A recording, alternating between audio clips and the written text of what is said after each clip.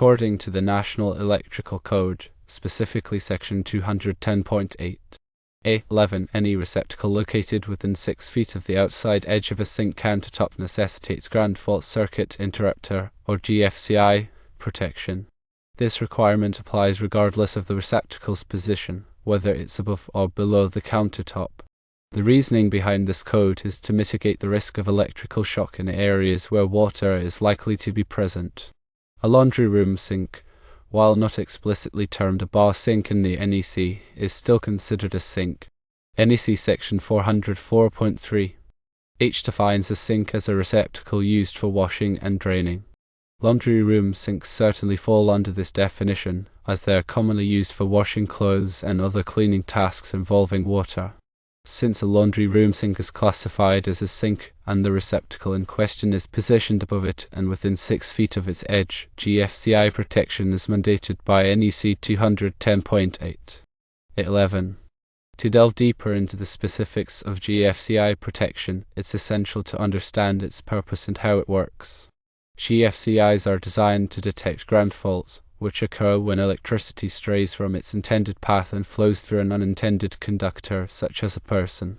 These ground faults can be extremely dangerous, leading to severe electrical shocks or even electrocution. A GFCI constantly monitors the current flowing into and out of a circuit. If it detects a difference of even a few milliamperes between the incoming and outgoing current, it indicates a ground fault. In response, the GFCI trips, quickly cutting off the power to the circuit, typically within a fraction of a second. This rapid response significantly reduces the risk of serious injury. The 6-foot radius around a sink is considered a zone of increased electrical hazard due to the proximity of water. Water is an excellent conductor of electricity, so any electrical fault in this area poses a greater threat.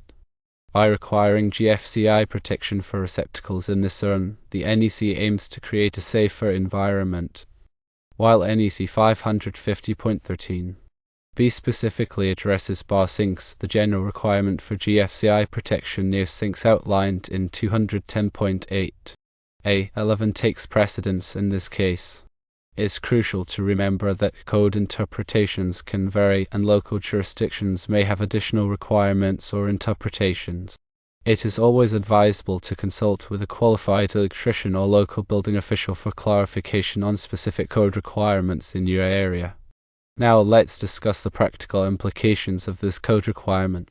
Installing a GFCI receptacle is relatively straightforward.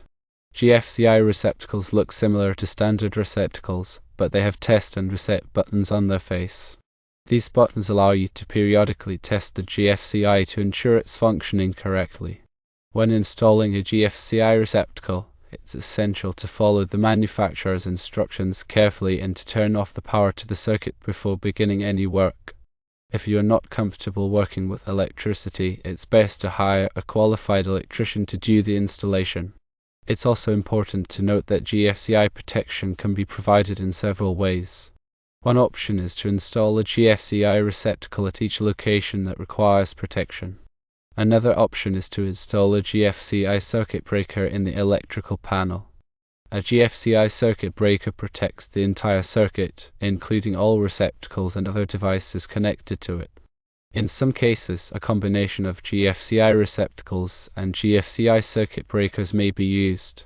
The choice of which method to use depends on several factors, including the layout of the wiring and the specific requirements of the installation. Regularly testing GFCI receptacles is a crucial part of maintaining electrical safety. To test a GFCI receptacle, simply press the test button. This should cause the receptacle to trip, cutting off power to the circuit. To restore power, press the reset button. If the GFCI doesn't trip when the test button is pressed, it may be malfunctioning and should be replaced immediately. It's recommended to test GFCI receptacles at least once a month. GFCI protection is not a substitute for proper wiring and grounding. It's still essential to ensure that all electrical wiring is installed correctly and that all electrical devices are properly grounded. GFCI protection provides an additional layer of safety, but it doesn't eliminate the need for basic electrical safety practices. In addition to GFCI protection, there are several other safety measures that can be taken to reduce the risk of electrical shock in laundry rooms and other areas where water is present. These include keeping electrical devices away from water, using only appliances that are approved for use in damp locations, and avoiding the use of extension cords whenever possible. By following these safety precautions, you can create a safer electrical environment in your home. It is important to emphasize that the NEC is a comprehensive set of standards designed to ensure electrical safety. It is updated regularly to reflect new technologies and best practices. Staying informed about the latest NEC requirements is crucial for electricians, contractors, and homeowners alike. While this explanation provides a general overview of GFCI protection requirements in laundry rooms, it is not a substitute for consulting the NEC directly or seeking guidance from a qualified electrical professional. The NEC is a complex document, and its interpretation can sometimes be challenging. It is always best to err on the side of caution and to seek expert advice when in doubt. Moreover, remember that local codes and regulations may differ from the NEC. It is essential to check with your local building department to determine the specific requirements in your area. Adhering to these codes and regulations is not only a matter of compliance but also a matter of safety. Electrical safety is a shared responsibility. By understanding and following the NEC and other applicable codes, we can all contribute to creating a safer electrical environment for ourselves and others. Therefore, to reiterate the initial point, because the receptacle is within 6 feet of the laundry sink's edge, GFCI protection is needed per NEC 210.8. A11. Always prioritize safety when dealing with electrical systems and seek professional guidance when needed. Furthermore, remember to consider the specific context of the laundry room. Laundry rooms often involve water, detergents, and other conductive materials, increasing the risk of electrical hazards. Ensuring proper GFCI protection is a crucial step in mitigating these risks. In summary, GFCI protection is a vital safety measure that is required for receptacles located within 6 feet of a sink countertop, including those in laundry rooms. This requirement is based on the NEC and is designed to prevent electrical shocks and electrocution. By understanding the purpose of GFCI protection and following the applicable code requirements, you can help to create a safer electrical environment in your home. Firstly, understand the NEC. Secondly, ensure GFCI protection. Thirdly, test regularly. The information is for guidance only and not professional electrical advice. Always consult a certified electrician for any electrical work or code compliance issues. Do not attempt any electrical work if you are not qualified. Safety is paramount, and working with electricity can be dangerous if not handled correctly. Always prioritize safety and seek professional assistance when needed. Also, consider the age of the electrical system. Older homes may not have GFCI protection installed in all the required locations. Upgrading the electrical system to include GFCI protection can significantly improve safety. In addition, think about the types of appliances used in a laundry room. Appliances such as washing machines and dryers can draw a significant amount of current. Ensure that the electrical circuits are properly sized to handle the load. Overloaded circuits can lead to overheating and fires. Always follow the manufacturer's instructions for appliance installation and use. Finally, remember that electrical codes and regulations are constantly evolving. Stay informed about the latest changes and updates to ensure that your electrical system is up to code. Regular electrical inspections can help to identify potential safety hazards and ensure that your electrical system is functioning properly. In conclusion, GFCI protection is an essential safety measure for receptacles in laundry rooms and other areas where water is present. By understanding the requirements of the NEC and taking the necessary precautions, you can help to protect yourself and your family from electrical hazards. Electrical safety is a continuous process that requires ongoing vigilance and attention to detail. Always prioritize safety and seek professional assistance when needed. It is imperative that any individual contemplating electrical work possesses a comprehensive understanding of electrical principles, safety protocols, and applicable codes. Electrical work should only be undertaken by qualified and licensed professionals who have the expertise and experience to perform the work safely and in compliance with all relevant regulations.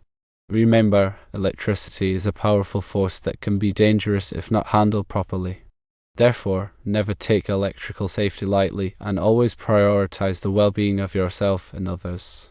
The NEC, or National Electrical Code, serves as the cornerstone of electrical safety standards in the United States. It is a comprehensive set of guidelines and regulations that govern the safe installation and maintenance of electrical systems. The NEC is developed and updated by the National Fire Protection Association, or NFPA, a non-profit organization dedicated to reducing fire and other hazards.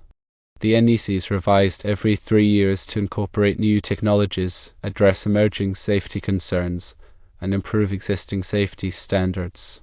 Staying up to date with the latest edition of the NEC is crucial for electricians, contractors, and anyone involved in electrical work.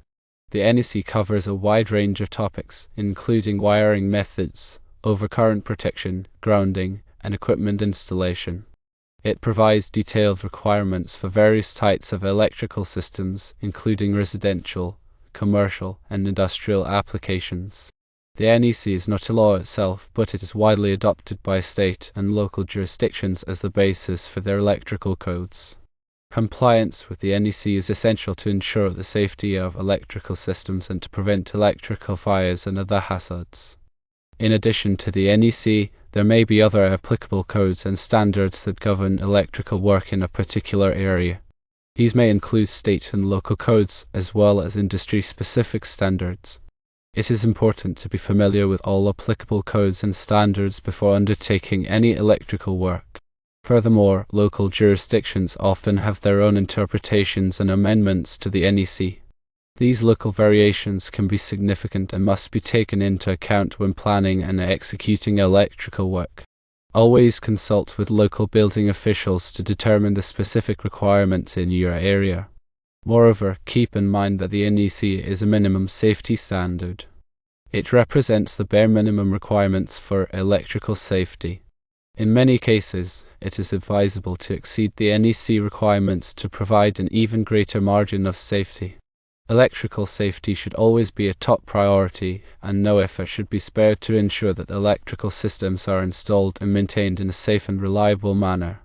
Regular electrical inspections are an important part of maintaining electrical safety. Inspections can help to identify potential hazards and ensure that electrical systems are functioning properly. It is recommended to have electrical inspections performed at least every 3 to 5 years, or more frequently if there are concerns about the safety of the electrical system. Inspection should be performed by qualified and licensed electrical inspectors who have the expertise to identify potential hazards and recommend corrective actions. A thorough electrical inspection should include a visual examination of the wiring, overcurrent protection devices, grounding system, and other electrical components. The inspector should also perform tests to verify the proper functioning of GFCI receptacles and other safety devices. Any identified deficiencies should be promptly corrected to ensure the safety of the electrical system. In addition to regular inspections, it is important to be aware of the signs of potential electrical problems. These may include flickering lights, tripping circuit breakers, sparking outlets, and unusual odors. If you notice any of these signs, it is important to investigate the problem and take corrective action. Do not attempt to repair electrical problems yourself unless you are qualified to do so. Contact a qualified electrician to diagnose and repair the problem safely and effectively. Remember, electrical safety is not just the responsibility of electricians and contractors. It is a shared responsibility that everyone must take seriously. By understanding the basics of electrical safety and taking the necessary precautions, we can all help to prevent electrical accidents and ensure the safety of our homes and workplaces.